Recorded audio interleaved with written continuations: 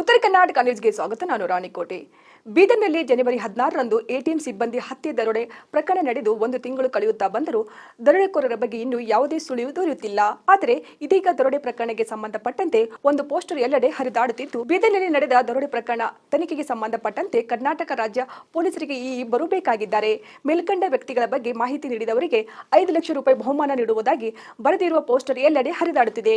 ಅಮರ್ ಕುಮಾರ್ ಸಿಂಗ್ ಹಾಗೂ ಅಲೋಕ್ ಕುಮಾರ್ ಅಲಿಯಾಸ್ ಆಶುತೋಷ್ ಎಂಬ ಇಬ್ಬರು ವ್ಯಕ್ತಿಗಳ ಫೋಟೋದೊಂದಿಗೆ ಅವರಿಬ್ಬರು ಬಿಹಾರ ರಾಜ್ಯದ ವೈಶಾಲಿ ಜಿಲ್ಲೆಯವರು ಎಂದು ಬರೆಯಲಾಗಿದೆ. ಮಾಹಿತಿ ನೀಡಿದವರ ಹೆಸರನ್ನು ಗೌಪ್ಯವಾಗಿ ಇಡಲಾಗುವುದು. ಈ ಇಬ್ಬರ ಬಗ್ಗೆ ಮಾಹಿತಿ ನೀಡುವವರು Kalaburagi DGP 94808030, Bidar SP 9480803401, Bidar DSP 9480803420, ಈ 3 ನಂಬರ್ಗಳಿಗೆ ಕರೆ ಮಾಡಿ ಮಾಹಿತಿ ನೀಡಬಹುದು ಎಂದು ತಿಳಿಸಿದ್ದಾರೆ. ಆದರೆ ಈ ಪೋಸ್ಟರ್ ಸಂಬಂಧಪಟ್ಟಂತೆ ಬೀದರ್ ಜಿಲ್ಲಾ ಪೊಲೀಸರಿಂದ ಅಧಿಕೃತ ಮಾಹಿತಿ ಬಂದಿಲ್ಲ.